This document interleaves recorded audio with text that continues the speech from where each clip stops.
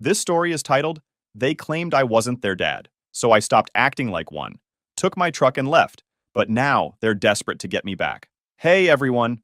Before we jump into today's video, I need your help. We've noticed the channel is losing some traction, and subscribing is one of the best ways you can support us. It's quick, free, and it helps us keep bringing you awesome content. Your support means the world. Let's keep this channel growing together. Thanks so much.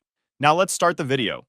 Alright Reddit, never thought I'd be typing this out, but after spending the last 3 hours reading posts about stepdads getting screwed over, I figured maybe sharing my story might help some other poor bastard avoid the shit show I went through. Warning, this is going to be long AF and probably full of typos, because I'm running on zero sleep and typing this on my phone in my truck. I'm 41, male now. Been driving trucks since I was 23.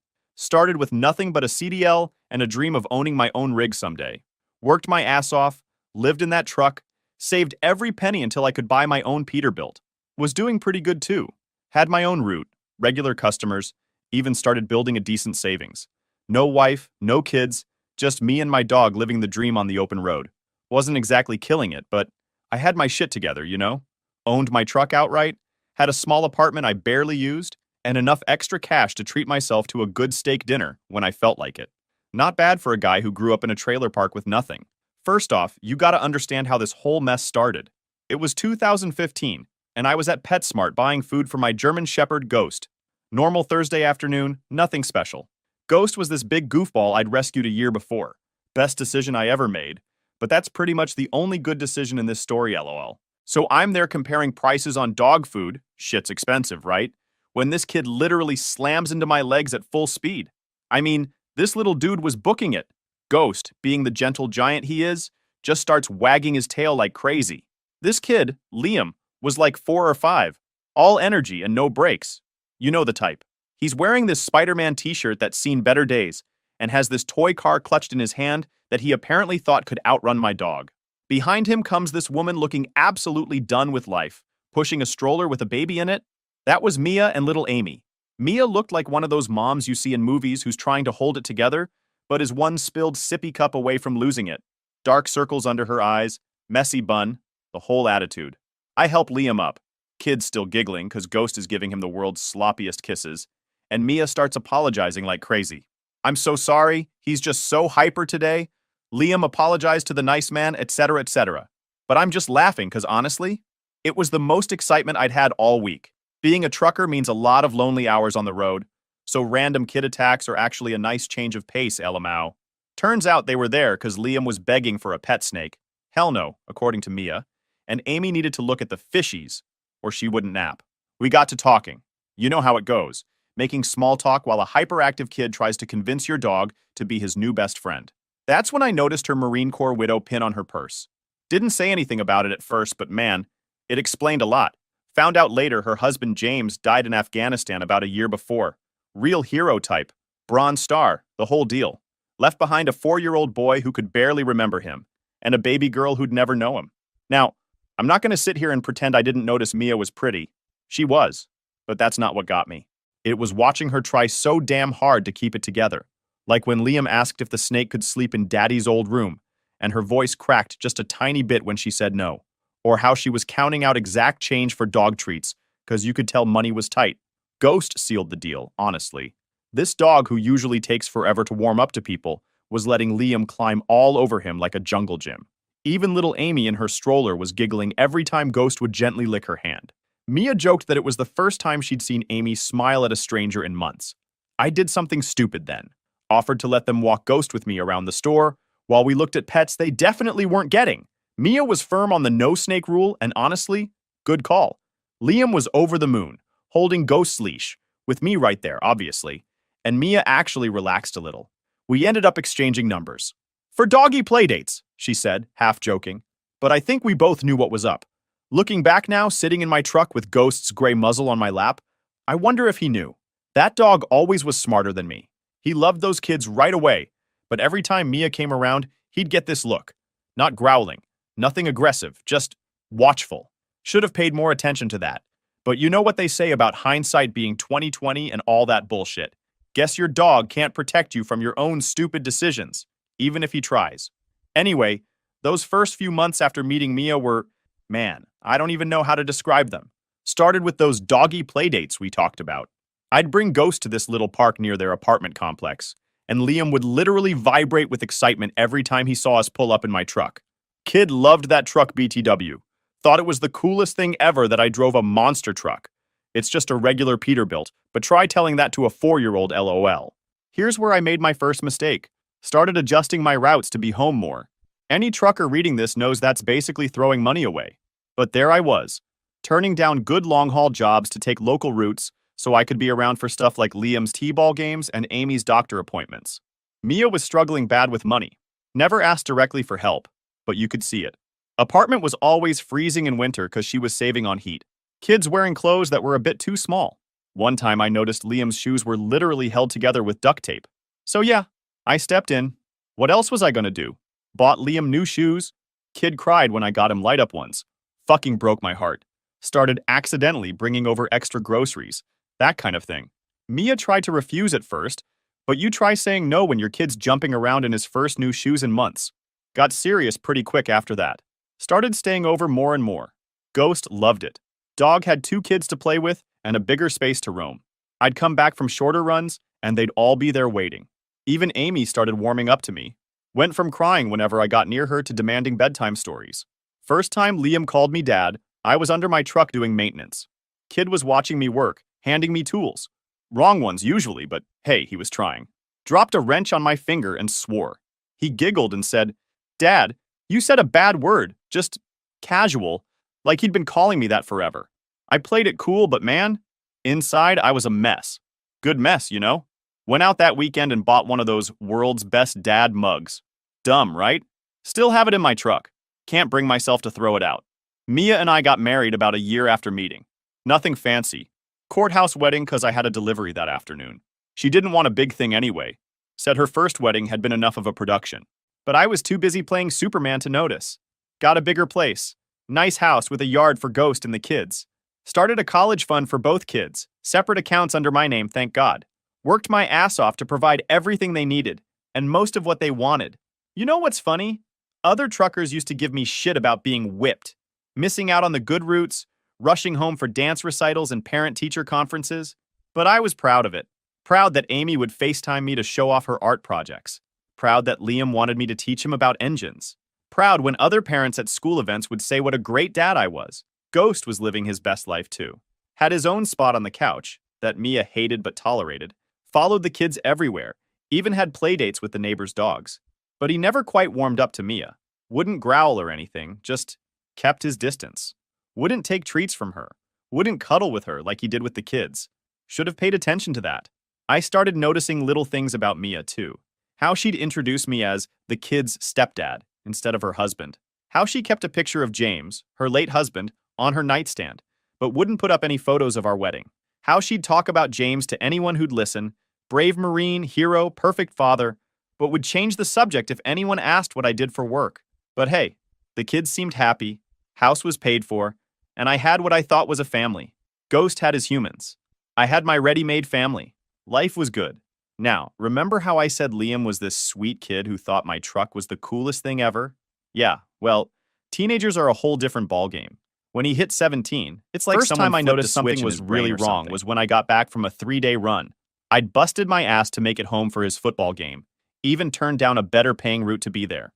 Walk in the door, Ghost running to greet me like always, and I hear Liam talking to his friends in the kitchen. Nah, my real dad was a Marine. Won a Bronze Star and everything. This guy's just my mom's husband. I felt like someone slapped me on the face. This was the same kid who used to beg me to take him to the truck yard, who'd sit in my rig for hours while I taught him about engines. Now suddenly I'm just my mom's husband? But it got worse.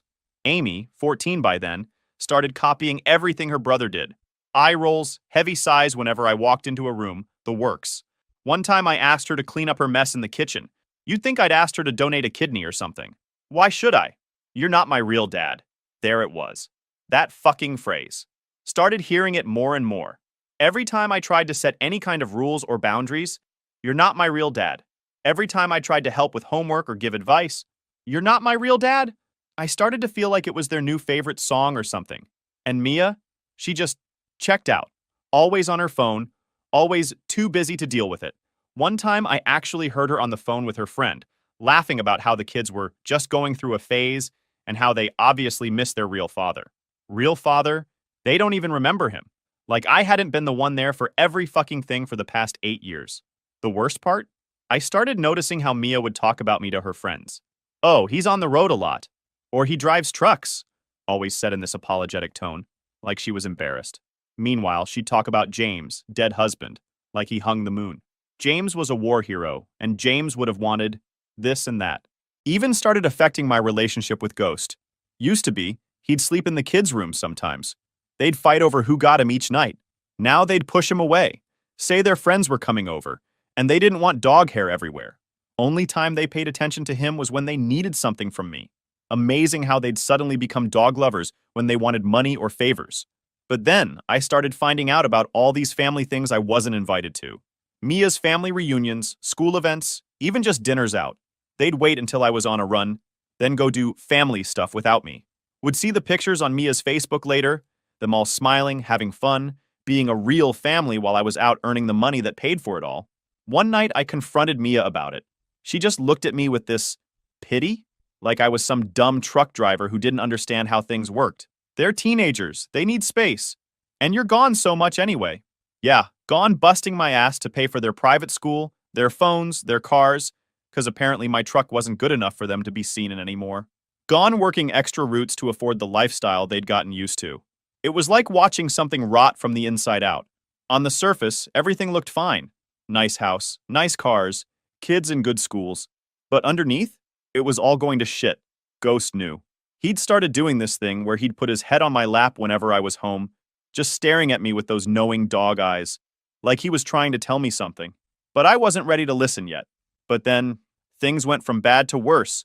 Like, my tools would go missing from the garage. Not just misplaced, straight up gone. Liam used to help me maintain my truck, knew exactly which tools I needed most. Funny how those were always the ones that disappeared. Then my truck started having issues. Nothing major at first. Scratch here, dent there. Could have been anything, right? But then one morning, I came out to find my fuel tank cap unscrewed.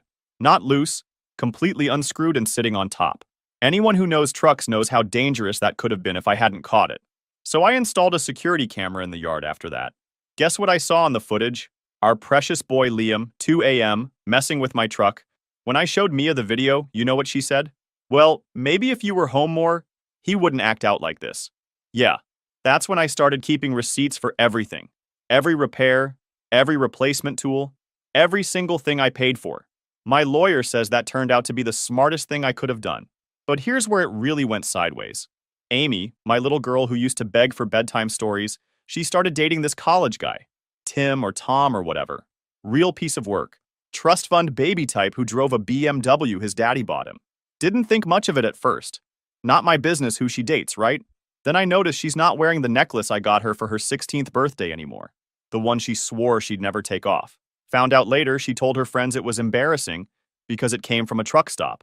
It was from Tiffany's, by the way. Worked overtime for 2 months to afford it. One night, I'm at home between routes, and I hear Amy and Mia talking in the kitchen. Amy's going on about how Tom's family has this big Christmas party coming up. Really fancy affair. Mom, what do I tell them about Dad? My ears perk up, thinking maybe, just maybe, she's worried about explaining her stepdad's job. Nope. Just tell them what I always do, honey. That your father was a Marine who died serving his country. Didn't even lower their voices. Didn't care if I heard. I was sitting right there in the living room with Ghost, and they just acted like I didn't exist. Ghost growled. First time I'd ever heard him growl at family. Mia jumped, tried to play it off with a laugh. Oh, that dog's getting so moody in his old age. Nah, Mia. Ghost just finally stopped pretending, same as me. But the final straw is when I found out they had a whole-ass Thanksgiving dinner while I was on a run. Not just them, Mia's whole family, some of the kids' friends, even a few neighbors. Saw the pictures on Facebook. They'd set up in my backyard, used my grill, that I hadn't been allowed to use in months because the smoke bothers Amy's allergies, and acted like one big happy family. And the caption under the photo said, "So thankful for family. Missing James extra hard today. I was out there driving through a fucking snowstorm to deliver emergency supplies, missing my family, and they're playing house pretending I don't exist. I had enough that night, sleeping in my truck with Ghost. Didn't even bother going inside when I got home. I started making plans. Called my buddy Rich, who's a lawyer. Started gathering documents. Took screenshots of everything. But I still wasn't ready to pull the trigger. Still thought maybe there was something worth saving. What a fucking idiot I was. But you know what's funny about life? Just when you think things can't get more fucked up, the universe finds a way to prove you wrong. That day started normal enough. Just finishing up a long haul from California, looking forward to surprising Amy for her 21st birthday. Didn't know I was the one in for a surprise. So I was pushing through because Amy's birthday was coming up, and even though things were shit, I still wanted to be there. Had this whole thing planned, was gonna surprise her, had a Tiffany bracelet I'd been saving up for months to buy her, got home early for once. It's like 6 p.m., sun's still up. I see all these cars parked around our house. Nice ones, BMWs, Mercedes, that kind of shit. Figured maybe Mia was having one of her fancy friend gatherings she never invited me to. Ghost starts acting weird the moment we pull up.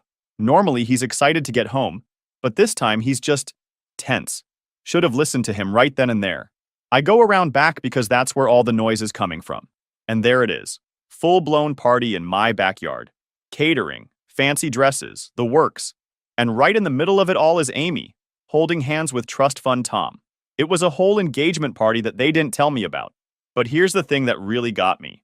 I'm standing there, gift box in my hand, and I hear this old lady, Tom's grandmother found out later, asking about Amy's family. Oh, what does your father do, dear? Now, I'm thinking maybe, just maybe, after all these years, Amy might acknowledge me. Shit, even my stepdad's a truck driver would have been something.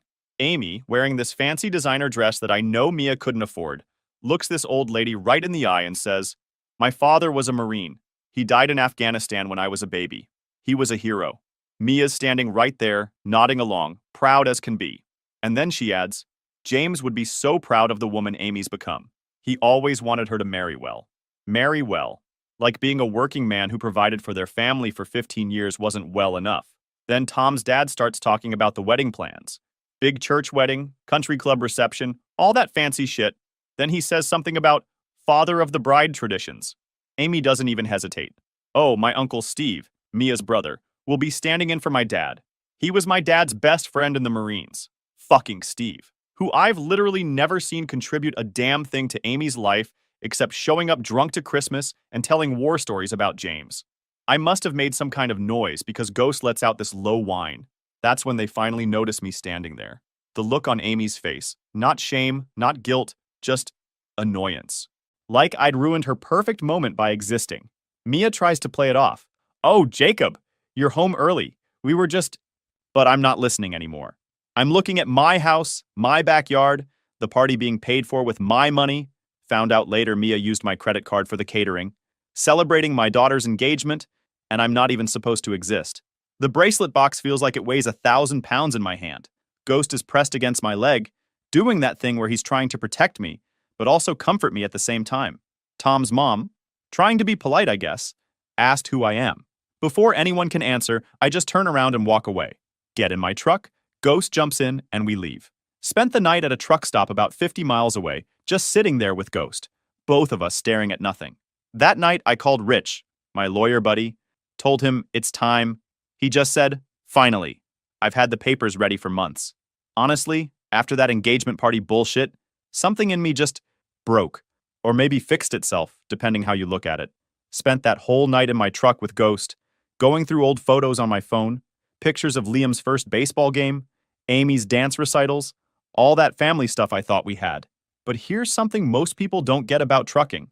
It's not just some dude driving a big rig down the highway. It's a fucking business. Contracts, accounts, assets, the whole 9 yards. And while Mia and the kids were busy looking down their noses at the simple trucker, I was running that business like a goddamn CEO. That house they were living in my name. The cars they drove, my name. The credit cards Mia used to pay for that fancy engagement party, all in my name. Even the utilities were under my company's name because of some tax thing Rich set up years ago. But I played it cool, kept driving my routes, kept paying the bills, kept acting like nothing was wrong. Even sat through dinner one night where Amy and Mia were talking about wedding venues that cost more than my first truck. Just nodded along, playing the dumb trucker they thought I was. Meanwhile, Rich and I went through everything. Bank statements, property titles, Credit card bills, all of it. Found some interesting shit too. Like how Mia had been writing checks to her brother Steve, the stand-in dad, from my business account. Or how Liam had been using my credit card to buy parts for his car that somehow ended up on his friend's ride. The best part?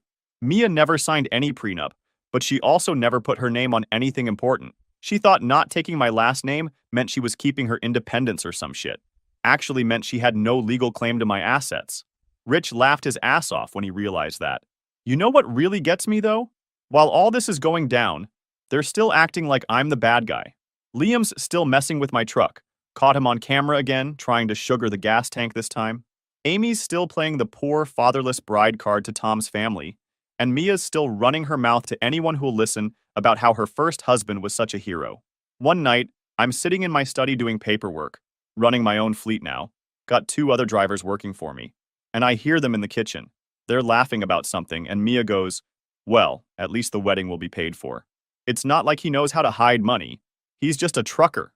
Ghost, who'd basically moved into my study with me at this point, looks up at me like, "You hearing this shit, Dad?" I just patted his head and kept working on transfer paperwork with Rich. What they didn't know is that I'd been moving money around for months. Legal-like, all above board. Rich made sure of that. But strategic. Setting up new accounts, redirecting business income, canceling credit cards, and creating new ones they didn't know about. Even started a whole new LLC for my growing fleet. The day everything was ready, I took Ghost for a long walk. Had to think about what I was about to do.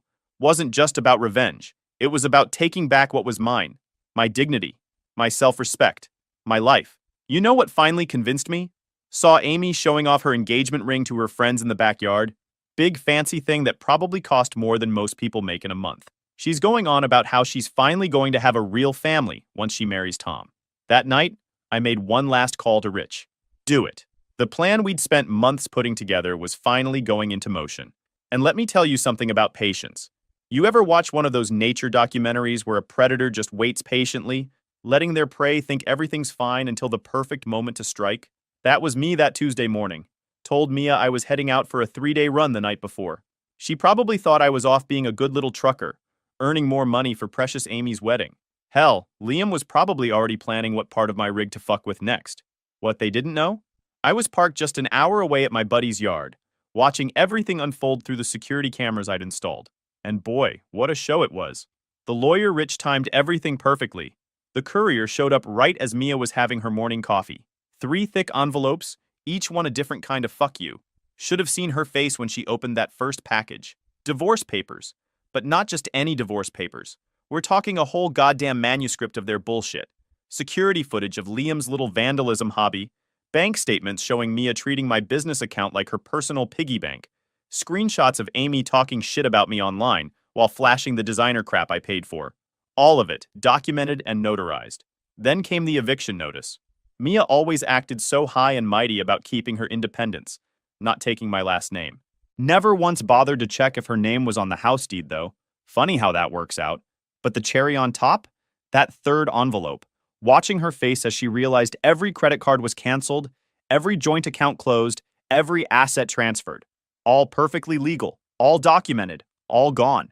Like watching someone realize they've been playing poker with a marked deck, and they just lost everything. The meltdown was biblical. First came Mia's calls, screaming about the wedding and the house and how I couldn't do this to them.